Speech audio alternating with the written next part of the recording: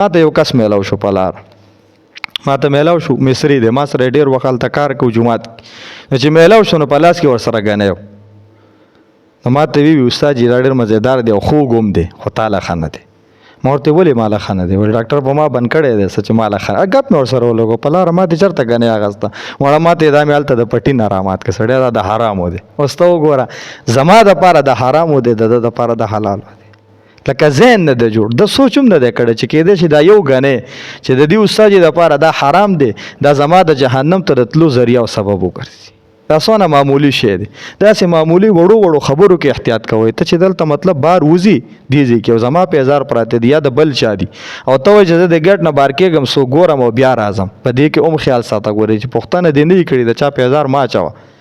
دا هم ستا دپاره د وبال ذریعه جوړېدلی شي دونه د وړو وړو خبرو به احتیاط کوي داسې نه چې بس ته چا چې وي او ما ویوړل یا بوټان اکثر روغ شي پیزار اکثر روغ شي لوښې د جومات نه لاړ شي کورونو ته ښه ورته پته یې دا زمونږ نه دی بیا هم لږیا د استعمالوي نو دا ناجایز شوزونه دي